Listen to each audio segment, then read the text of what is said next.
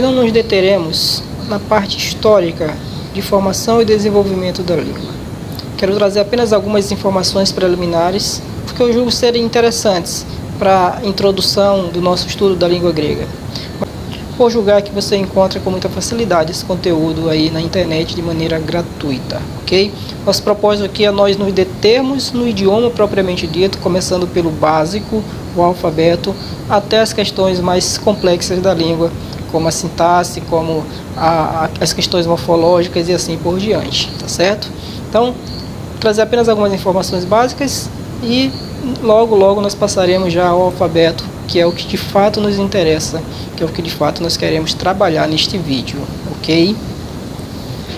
Bom, a língua grega, a história da língua grega se divide em períodos, mais necessariamente 5 períodos. Período formativo, que vai de 1500 a.C. até aproximadamente 900 d.C. Nesse período começam a surgir inúmeros dialetos, dos quais alguns se destacam, como o dórico, o eólico e o jônico ático, logo lá no início. Depois passamos para o período clássico, que vai de 900 a cerca de 330 a.C. É o período das grandes obras clássicas de Platão, por exemplo, tá? E é nesse período também que um dos dialetos, dos principais, um deles se sobrepõe aos demais, que é o dialeto chamado ático, tá? Dialeto ático. Com isso nós chegamos ao período de 330 a.C. e vai até 330 d.C., que é o período que nos interessa, é o período de estudo que vai ser objeto do nosso estudo, que é o período koiné, tá? A palavra koiné quer dizer comum ou vulgar. É assim porque era um idioma falado por todos, tá? Era um idioma comum naquela época, por isso koiné. É nesse período também que nós temos, por exemplo, a Septuaginta produzida, tá? Se utilizando desse idioma já do koiné, bem como todos os escritos do Novo Testamento que nós temos em mão, todos eles foram escritos também originalmente em koiné, e por isso precisamos estudar esse idioma. O próximo período que se divide a língua grega é o período chamado bizantino. É uma espécie de adaptação do koiné, com algumas mudanças, evidentemente. A língua como um todo, a língua portuguesa inclusive, todas as línguas elas são muito dinâmicas, então elas mudam constantemente, elas estão em constante mudança, tá? E isso não é diferente no idioma grego. Então chegamos ao quarto período, o período bizantino, que é uma espécie de continuação do koiné com algumas modificações, e esse período se estende até a queda de Bizâncio, portanto a queda de Constantinopla em 1453 depois de Cristo. E por fim, o chamado, hoje chamado período moderno, que é ainda o idioma falado hoje nas ruas da Grécia. O alfabeto grego ele é composto por 24 letras, tá? 24 letras. Muitas delas, tanto na sua forma quanto na pronúncia, na sua sonorização, são muito semelhantes, são muito parecidos com algumas letras do nosso próprio idioma. É fato que o idioma português, né, tem muito do idioma grego. Há muitas palavras que nós falamos no nosso cotidiano que na verdade são apenas transliterações e não necessariamente traduções. Então você vai observar que o grego não é tão difícil quanto se faz parecer. Há uma possibilidade muito grande de você aprender o idioma com esforço, evidentemente, com dedicação, mas a possibilidade é real de você aprender, porque você vai observar que alguns sons, algumas letras, algumas pronúncias, você já está familiarizado com isso no nosso próprio idioma, ok? Então vamos ao alfabeto, e como falei, você vai perceber que há muito de comum com o nosso próprio alfabeto. Veja aí, a primeira forma é a forma maiúscula, tá? E a segunda forma é a forma minúscula da letra. E o nome da letra, aqui é uma transliteração do nome, e você vai observar que eu fiz algumas adaptações para facilitar a pronúncia, para facilitar o entendimento, ok? Há algumas adaptações. Então, a gente vai ver isso no decorrer do curso, no decorrer do caminho. A primeira letra é essa letra aí, a letra alfa. Alfa, pronuncia-se assim mesmo, alfa. Segunda letra é o beta, beta, ok? Forma maiúscula e forma minúscula. Esse é o gama, gama, ok? Lê-se gama. Essa é a letra delta, delta. Fala-se delta. É bom que você repita comigo, tá? Para você já ir pegando a sonoridade de cada letra. Então, esse é o epsilon, epsilon. Fala-se epsilon. Esse é o zeta, zeta. Fala-se zeta. Próxima letra é o eta, eta. Isso mesmo, eta. Feta, feta, feta. Alguns pronunciam teta, outros pronunciam feta, ok? Feta. Iota, esse é o iota. Fala-se iota. Próxima letra, capa, capa. Isso mesmo, capa. Lambda, lambda. Essa é a letra lambda. Mi, mi. Essa é a letra mi. Ni, ni. Essa é a letra ni. Xi, xi. Fala-se xi. Ômicron, ômicron. Essa é a letra ômicron. Esse é o pi. Isso mesmo, pi, pi. Rho. Essa é a letra rho, rho. Sigma, sigma. Essa é a letra sigma. Tau. Essa é a letra tau, tau. Y, y. Letra Y. Fi, fi. A letra fi. Ri, ri, ri. Essa é a pronúncia da letra ri. Psi, psi. Letra psi. E a última letra do alfabeto grego, ômega, ômega. Isso mesmo, ômega. Mais uma vez, forma maiúscula, forma minúscula, a transliteração e a que letra ela equivale em português, ok? Essa é a letra alfa. O alfa equivale ao nosso A e ele tem um som de A mesmo, como A na palavra alma, por exemplo, tá? Não tem nenhum mistério. Como falei, há muitos sons, há muitas formas que são muito semelhantes à do nosso próprio alfabeto, tá? Então você não terá muita dificuldade com algumas letras, tá certo? Então alfa equivale a A, como na palavra alma. Uma palavrinha grega que começa com alfa é HP, HP, que quer dizer amor. Esse é o beta, beta. Veja o nome em grego e a transliteração em português, na parte de baixo. E o beta equivale ao nosso B.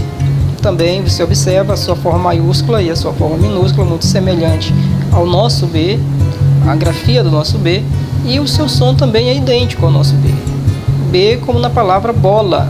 Uma palavrinha grega que começa com B, com beta, é blepo. Blepo. Blepo quer dizer eu vejo em grego. Eu vejo, ok? Gama. O gama equivale ao nosso G como na palavra gato, certo? Como na palavra gato ou na palavra gado e assim por diante. O exemplinho de uma palavra grega que começa com gama é o ge, palavra ge, que quer dizer terra, tá? Uma observação que você precisa ter sempre em mente, ter sempre em lembrança quando for ler uma palavra que tenha a letra gama, é que o gama nunca será lido como G, como nas palavras, por exemplo, gelo, geladeira, tá? Nunca esse som mais leve, é sempre esse som mais gutural, g, g, nunca G, mas G, ok? O gama vai ter sempre esse som mais forte.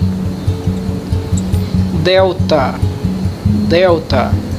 O delta equivale ao nosso D, como, por exemplo, na palavra dádiva. Tem mistério nenhum também com relação à pronúncia. Você precisa ficar atento apenas quanto à grafia. E a palavrinha grega que nós escolhemos, que começa com a letra delta, é a palavra didáskalos. Didáskalos, que quer dizer mestre, professor, ok? Didáskalos. De onde vem a nossa palavra, por exemplo, a palavra didática, tá? Vem daqui, dessa palavra grega didáskalos. Epsilon. Epsilon equivale ao nosso E, como na palavra fé, tá? Translitera-se como E, normal. A sua forma, tanto maiúscula quanto minúscula, são semelhantes também ao nosso E. E uma palavrinha grega que começa com epsilon é eirene. Eirene, que quer dizer paz. Paz. Ok? Próxima letra é o zeta. Zeta. Ok? Isso aqui é algo que você precisa prestar atenção na sua forma minúscula.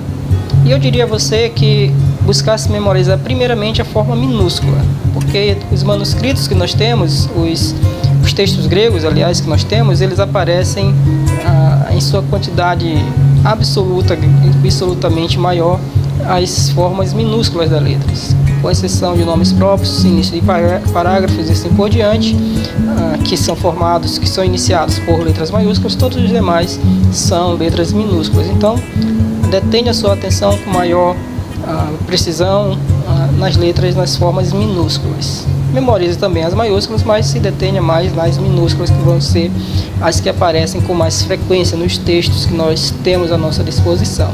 Ok? O zeta equivale ao nosso Z, mas a sua pronúncia é como se fosse o DS, como na palavra Edson. Edson, ok? A palavrinha grega que nós escolhemos para zeta é zoe. Zoe, que quer dizer vida. Zoe quer dizer vida. Eta. Eta equivale ao nosso E, como na palavra benigno. Benigno, tá? A palavrinha grega que começa com eta é remera. Remera, que quer dizer dia. Uma observaçãozinha que nós colocamos aí para você ficar atento é que geralmente translitera-se com um traço sobre o E, um tracinho horizontal sobre E. Por quê? Porque nós não temos um equivalente, tá? A letra eta em nosso idioma. Então, para diferenciar do nosso E normal, do E que nós conhecemos, que equivale ao epsilon, este é um E também, só que ele é transliterado, quando nós trazemos para o português, ele deve ser transliterado com um tracinho sobre si, um traço na horizontal sobre si, para identificá-lo como sendo o eta e não o epsilon, ok? Theta ou feta, tá? Feta equivale ao nosso TH, como na palavra thank, em inglês, né? Nós não temos esse som em português, por isso nós recorremos ao idioma inglês, que é onde nós encontramos o seu som, o seu fonema, que quer dizer, da palavra thank, quer dizer coisa, né, em inglês, mas uma palavrinha grega que começa com a letra com a letra feta, é a palavra thanatos, ou thanatos, que quer dizer morte, morte, ok? É também com essa letra que começa a palavra theos, theos, que quer dizer Deus, ok?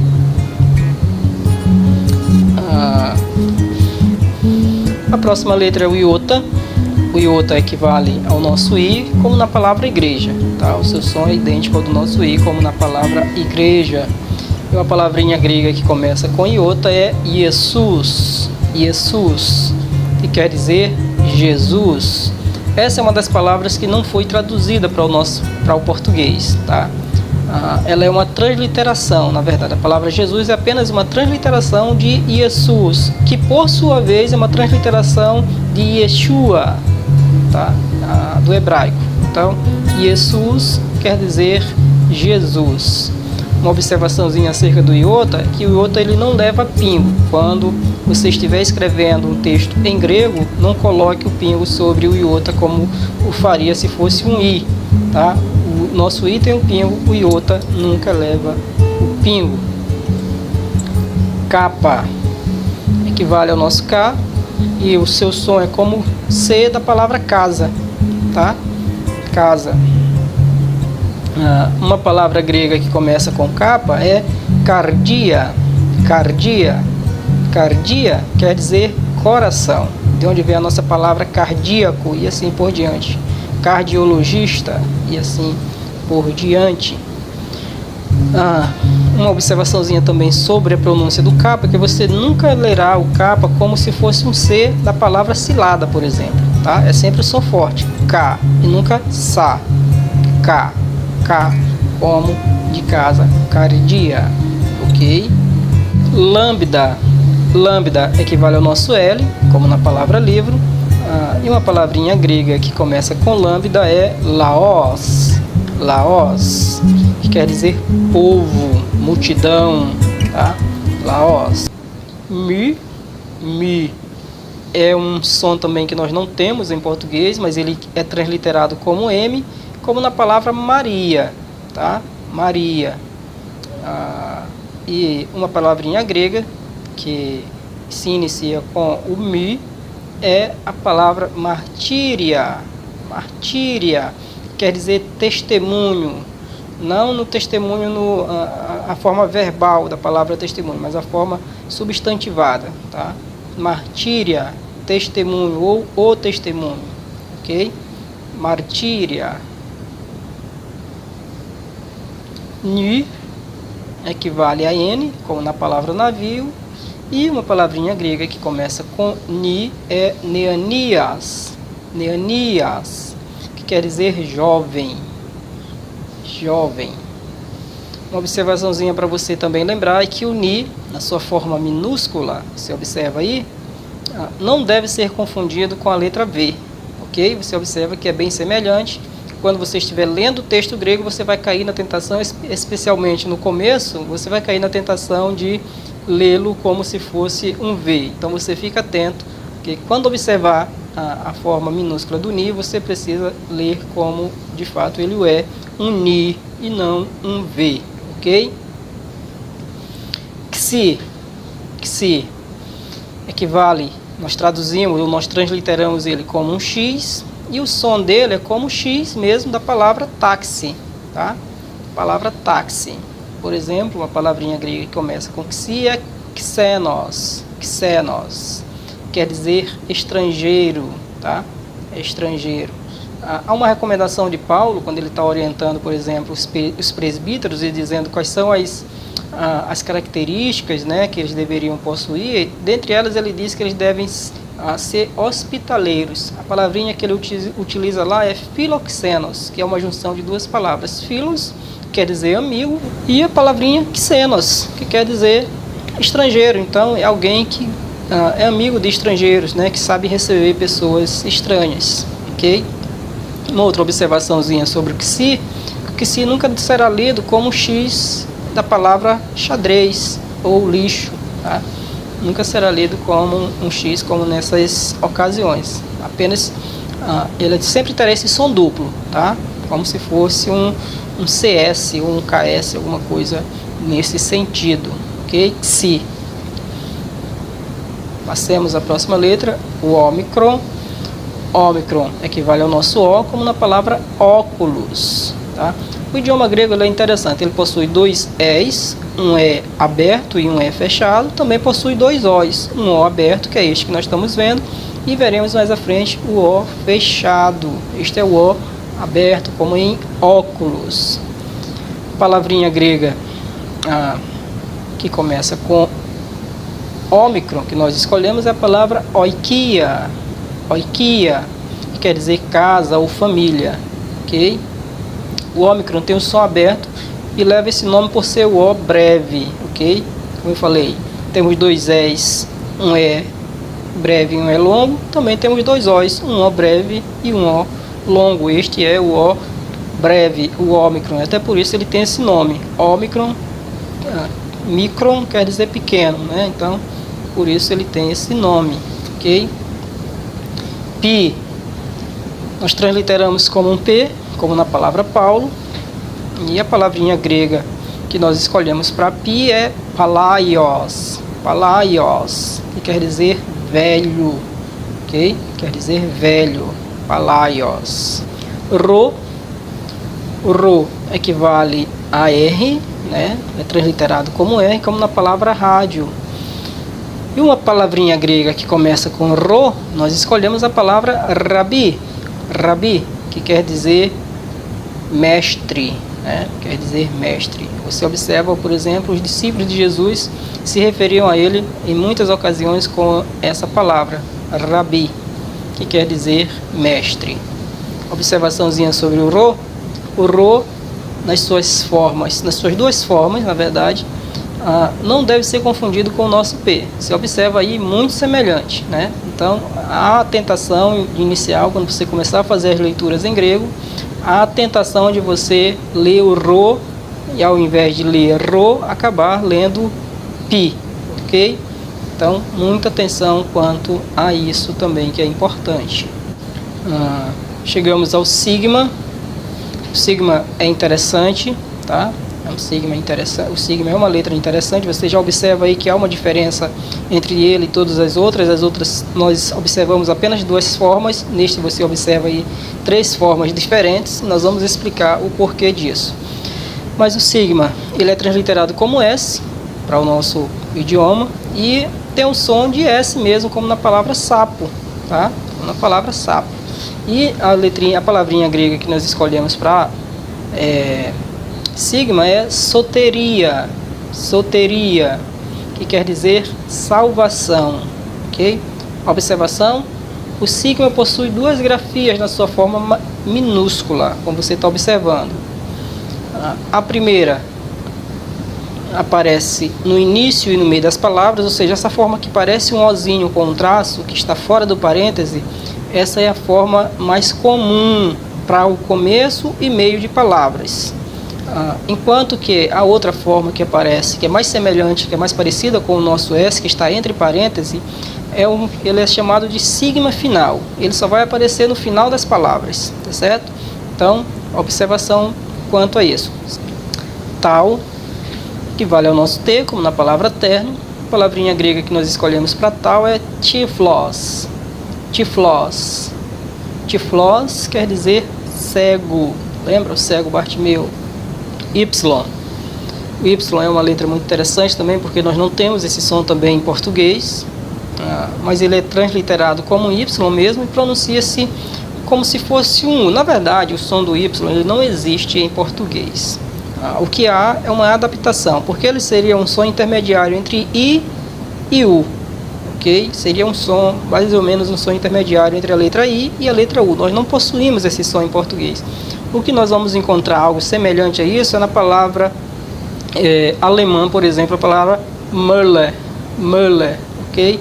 Então é mais ou menos isso, mas não há problema nenhum de você lê-lo como I, quando isso exigir. Em alguns momentos ele vai ter som de U, mas isso é o que nós veremos mais à frente. Então não se preocupe quanto à questão da pronúncia, porque não é de fato o mais importante aqui para nós. O que eu preciso que você saiba é memorizar a forma e a maneira como se lê de maneira adaptada, tá? Para o seu aprendizado, de forma que você consiga ler todas as palavras do Novo Testamento e seja possível também traduzi-las, ok? Então, quanto à pronúncia, não se preocupe tanto com isso, isso é algo para ser trabalhado mais à frente. Müller, a palavrinha grega que começa com Y, que nós escolhemos, é a palavra ridor, ridor, ridor quer dizer água. Fi equivale ao nosso F como na palavra fé, sem dificuldade nenhuma, apenas atenção para a forma. Não há dificuldade também de você memorizar a forma dessa letra, a letra Fi. A palavrinha grega que nós escolhemos para Fi é phone, phone, que quer dizer voz, som. É outra palavra que também nós estamos acostumados a falar, porque ela foi, na verdade, transliterada em algumas de nossas palavras, como por exemplo a palavra microfone. A palavra microfone é uma palavra que Na verdade, são duas palavras gregas juntas. Micro, que quer dizer pequeno, e phone, que quer dizer voz ou som. Tá? Então, você já está familiarizado com esse fonema. Okay? Ri, chegamos à letra Ri. Ela equivale e ela é transliterada como CH.